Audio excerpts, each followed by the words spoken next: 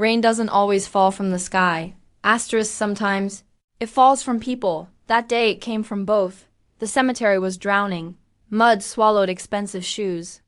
Black umbrellas collided like shields in a quiet war of appearances. The air smelled of wet soil, crushed flowers, and grief no one knew how to carry properly. My father was being lowered into the ground. Robert Morgan, founder, builder, visionary. The man who started Titan Logistics with 2 trucks. A handshake, and a stubborn belief that honesty could still win in business. Asterisk and I stood there, his daughter silent. Asterisk, not because I had nothing to say asterisk, but because I had already said goodbye 1,000 times over the last 3 years.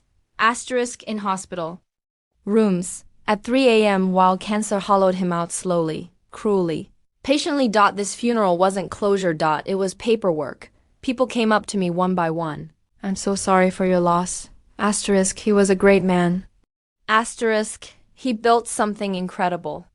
They spoke in past tense. I didn't. Asterisk, because to me, my father wasn't gone. Not yet, not really. Then I heard it. The sound of confidence.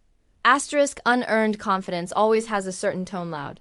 Careless, impatient. Richard cleared his throat. Not softly, not respectfully. He wanted the room, and everyone gave it to him. Richard stood beneath an oversized black umbrella, perfectly centered, as if the rain itself knew better than to touch him.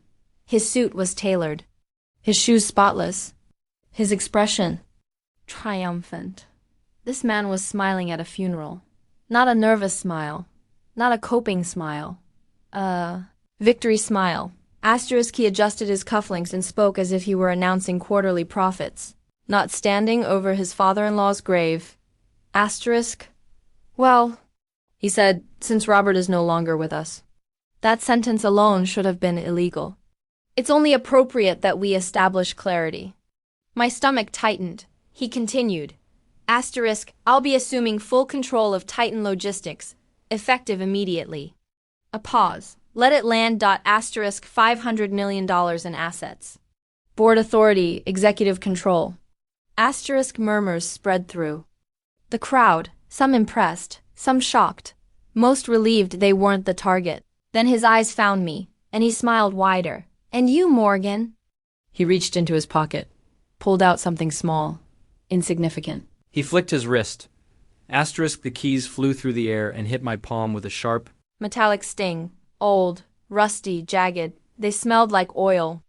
An insult. Asterisk, all you get, he said, voice dripping with satisfaction. Asterisk, is your dad's old truck. Time slowed. I heard someone laugh, quick, nervous, apologetic. I looked around. No one met my eyes. Not the executives. Not the family friends. Asterisk, not the people who knew.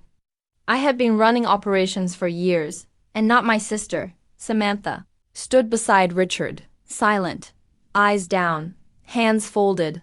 Like obedience had become muscle memory. Asterisk, Richard leaned closer, lowering his voice so only I could hear. Asterisk, stick to your flowers, Morgan, he whispered. Asterisk, leave business to the men.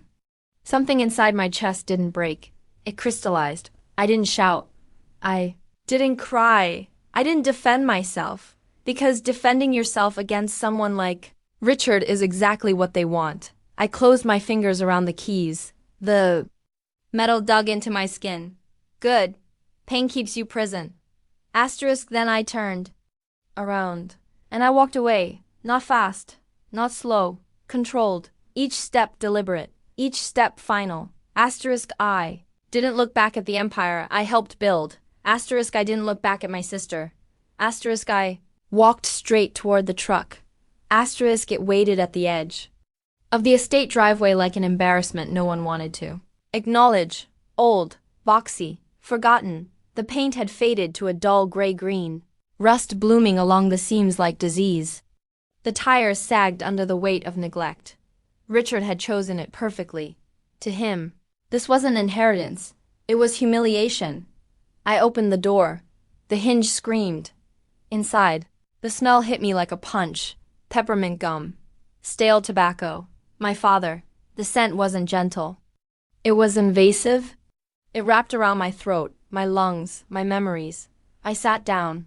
Closed the door. Asterisk the outside world vanished. Asterisk for one heartbeat. Just one eye. Let myself feel it, the grief, the exhaustion, the unfairness.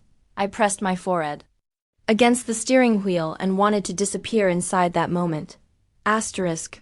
Then I lifted my head and looked into the rearview mirror. Richard was still standing there. On the mansion porch. The mansion that was now his. Watching me, smiling. That smile did something violent to my grief. It burned it, evaporated it, turned it into something sharper. Grief makes you weak. Rage makes you precise. I straightened my back, wiped my face, and turned the key. It waited at the edge of the estate driveway like an embarrassment no one wanted to acknowledge. Old, boxy, forgotten. The paint had faded to a dull gray-green, rust blooming along the seams like disease. The tires sagged under the weight of neglect. Richard had chosen it perfectly. To him, this wasn't inheritance. It was humiliation. I opened the door. The hinge screamed. Inside, the smell hit me like a punch. Peppermint gum. Stale tobacco. My father. The scent wasn't gentle. It was invasive. It wrapped around my throat, my lungs, my memories. I sat down. Closed the door. Asterisk the outside world vanished. Asterisk for one heartbeat. Just one eye. Let myself feel it, the grief, the exhaustion, the unfairness. I pressed my forehead against the steering wheel and wanted to disappear inside that moment. Asterisk. Then I lifted my head and looked into the rearview mirror. Richard was still standing there. On the mansion porch. The mansion that was now his. Watching me, smiling. That smile did something violent to my grief. It burned it, evaporated it, turned it into something sharper. Grief makes you weak. Rage makes you precise.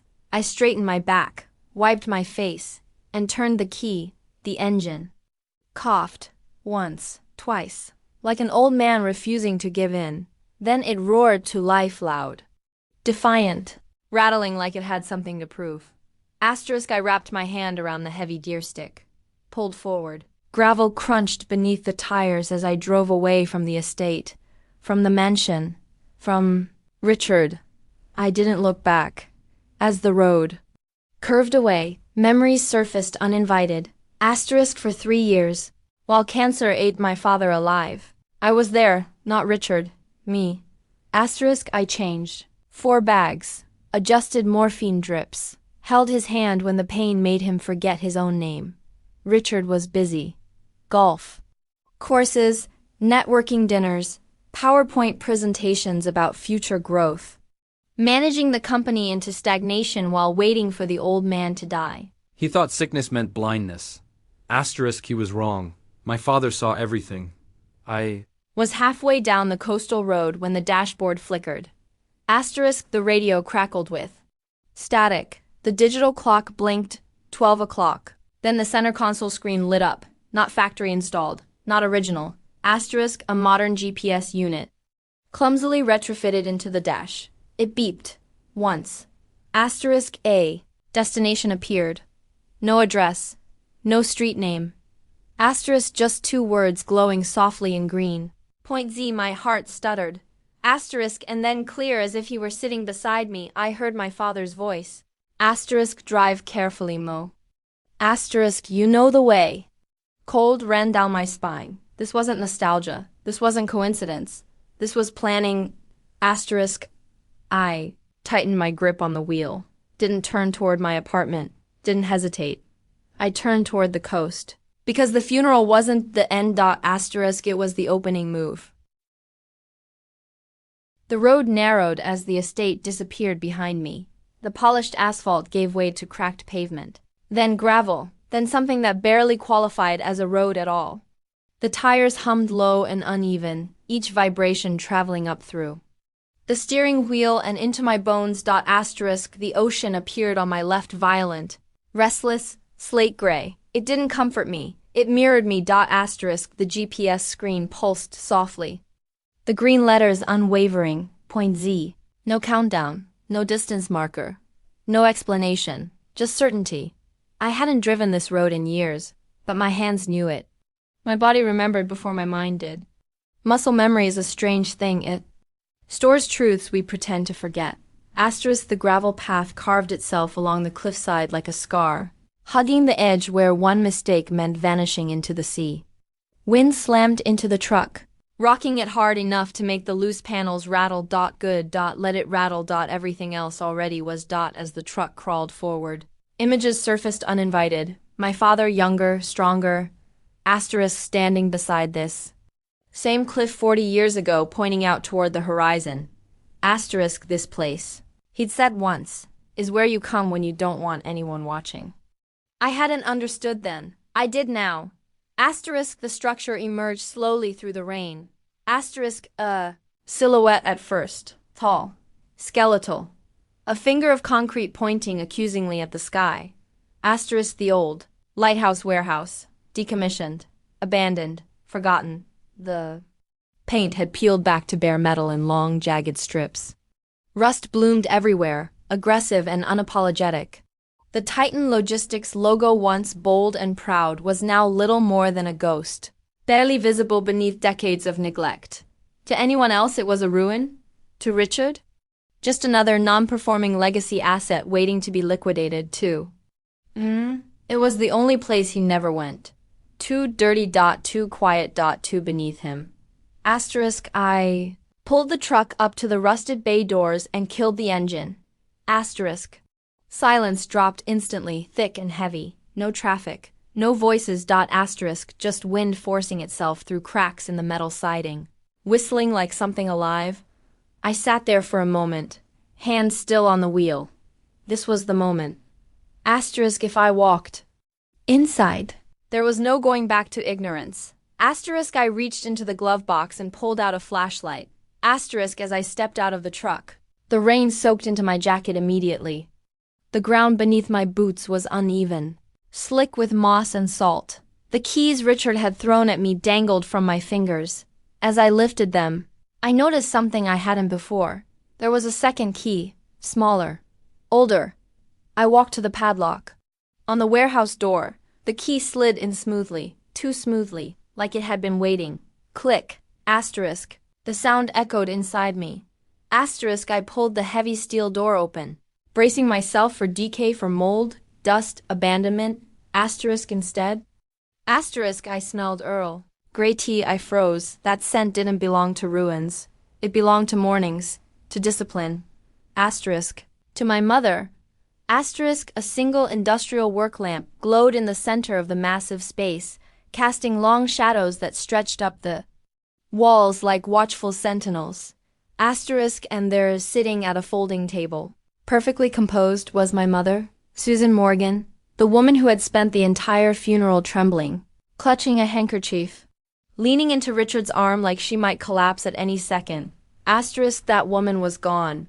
Asterisk this woman sat with her back straight, glasses perched low on her nose, reading a thick file with deliberate focus. Her hands were steady, her eyes dry. She looked up at me. "Close the door, Morgan," she said calmly. Her voice didn't shake. It carried authority.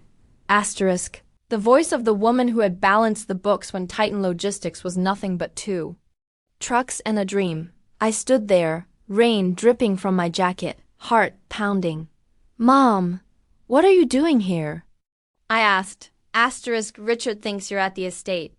She didn't smile. Richard thinks what we want him to think.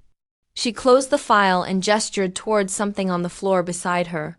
A heavy, fireproof safe, industrial grade, old, serious. He thinks I'm a grieving widow, she continued evenly, who will sign whatever paper he puts in front of me. He thinks you're a defeated gardener who'll drive that truck into the ocean. Her eyes met mine. He is wrong on both counts. I walked closer, my gaze locked on the safe. "Why?" I whispered. Asterisk, why did Dad let this happen? Asterisk my throat tightened. Asterisk, why did he let Richard take the company? Asterisk, why did he leave me nothing but that truck? Asterisk, my mother stood and crossed the space between us. She placed her hand on my cheek firm, grounding. Asterisk, he didn't leave you nothing. She said softly. Asterisk, he left you the weapon. I picked up the notebook. My hands trembled. This wasn't a diary. It was a ledger. Asterisk 5 years of meticulous notes. Asterisk every unexplained withdrawal, every falsified invoice, every shell company. Richard wasn't just lazy. He was a parasite. Asterisk I. Plugged in the hard drive. Folders open like wounds. Macau, Monaco, high-stakes poker, millions lost, employee pension funds, drained, loans taken against company assets. And then, I saw them, loan applications, asterisk signed by Samantha, my sister's signature, perfect. Asterisk too perfect, copied, pasted, reused. Richard had forged everything. Asterisk if the company collapsed. Creditors wouldn't just bankrupt us, they'd imprison her. In that moment, something shifted inside me. This wasn't about pride. This wasn't about revenge. This was a rescue mission. When the sun finally rose, I was still standing there, papers spread across the table. My entire understanding of reality rewritten. Asterisk my mother slept in a chair nearby, wrapped in a blanket. For the first time in years, she looked peaceful. Outside, the rusted truck sat in tall grass, catching the first light of dawn. Richard saw a gardener when he looked at me. Someone small, inconsequential. He didn't realize gardeners know exactly how to cut disease from the root. Asterisk, and they aren't afraid to get their hands dirty. Days turned into nights, and the coastal winds never ceased. Asterisk the lighthouse warehouse had become my command center. The air smelled faintly of old paper, Earl Grey, and the damp metal of the warehouse walls. Rain pounded intermittently on the corrugated roof, tapping out a rhythm like a countdown. Outside, the ocean's roar reminded me that power like the tides was unstoppable, patient and indifferent. Asterisk I studied the notebook again. Every line, every note, every number meticulously recorded by my father's hand. The handwriting was beautiful, careful, deliberate, almost elegant, but it contained the blueprint of Richard's destruction. Asterisk, 5 years of corruption, 5 years of betrayal, 5 years of Richard thinking he was untouchable. Asterisk, and yet he had been visible to the wrong person the entire time. Asterisk me. Asterisk, I started by contacting the old guard board. Members Richard had pushed out, alienated, or dismissed.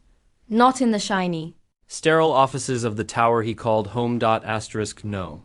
I met them in greasy diners on the highway.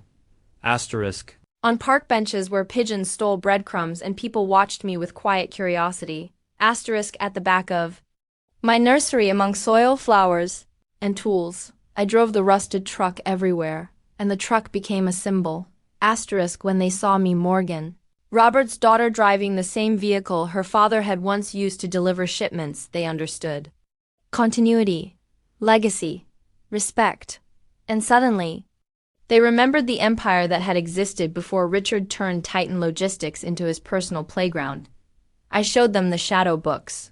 Not everything, just enough to terrify them, just enough to prove their dividends were being siphoned into an offshore black hole in Monaco. Asterisk one by one. Skepticism turned to rage. Asterisk one by one. They signed over proxy votes. Richard had no idea. 3 days later, the quarterly board meeting arrived. Asterisk. The room was pristine floor-to-ceiling glass. Polished mahogany table, the kind of sterile perfection Richard always loved. He sat at the head of the table, looking exhausted, bloodshot eyes beneath a loose tie. Suit rumpled from nights of scotch and stress. Asterisk to the outside world, he looked like a CEO. Asterisk, but to me, he looked like a cornered animal. Desperate and unpredictable. Asterisk. He barked immediately. Asterisk, let's get this over with. I'm moving to dissolve the current board structure and consolidate executive power. We need agility, not committees. Asterisk, the room went silent. The remaining board members, the few yes-men who hadn't been fired yet, shifted nervously in their seats. They were aware the company was bleeding, but their fear of Richard's wrath had always outweighed loyalty, reason, or courage. Then I walked in. I wasn't wearing my canvas jacket, no longer a gardener. I wore a tailored navy suit that cost more than the deposit on his 70-foot yacht. Asterisk behind me. Arthur Sterling, the forensic accountant I'd hired with operational cash from the safe. And Detective Miller from the fraud squad. Richard's eyes flicked to me, confusion, then laughter. Asterisk. What is this? Bring your daughter to work day? Go back to your flowers, Morgan. Adults are talking.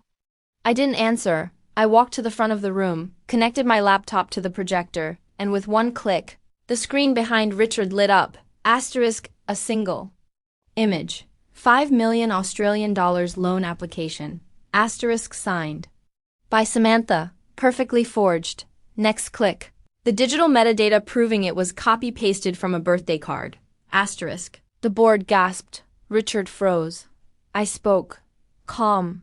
Measured. Every word cutting through the room like a scalpel. Asterisk. I'm not here to talk about flowers, Richard. I'm here to talk about $40 million you embezzled. His face went white, then red. Then he lunged to stand, chair tipping over behind him. You're lying. This is proprietary data security. Sit down. He shouted, panic rising. In his voice, asterisk, I didn't request. I commanded, asterisk, I own the debt, Richard. I bought the outstanding loans this morning. I control 60% of the voting shares. I have the shadow books. The projector clicked again. Rows and rows of numbers filled the screen. Accounts frozen, secret withdrawals, asterisk shell companies, gambling losses. Richard looked at the screen, then me, then the door. And he broke. Not anger. Not defiance. Collapse. Asterisk the false self-CEO genius. Untouchable man, shattered into a million pieces. Asterisk he started crying, not remorseful tears. Self-pity. Asterisk. It's not my fault. I'm trying to save us. Your father. He set me up. He wanted me to fail. Asterisk, then his gaze turned to Samantha, who had just entered. Asterisk. And you? You never supported me. You just wanted the money. I did this for you. Asterisk. He shrank in the room. A man whose empire had been built on lies, leverage, and narcissism, now powerless in the weight of undeniable truth. Asterisk. Please, Morgan. We're family. Don't do this. He begged. I looked at him with ice in my veins. We aren't family, Richard. You're just a bad investment. Asterisk. Detective Miller stepped forward. Handcuffs. Click. Richard was gone. Asterisk screaming, complaining, accusing. Until the elevator doors slid shut. Silence swallowed the room. Samantha didn't scream. She wept. Not loud, not performative. Quiet. Devastating. Asterisk the sound of someone mourning the years they had been trapped, manipulated, and made to feel small. I walked to her. I'm sorry, she whispered into my shoulder. Asterisk. I'm so sorry, Mo. Asterisk. It's okay, I said, holding her tight. Asterisk. He's gone. We're safe. Asterisk. The first rays of dawn spilled into the glassboard room, illuminating the wreckage of a man who had thought he controlled everything. But control had been an illusion.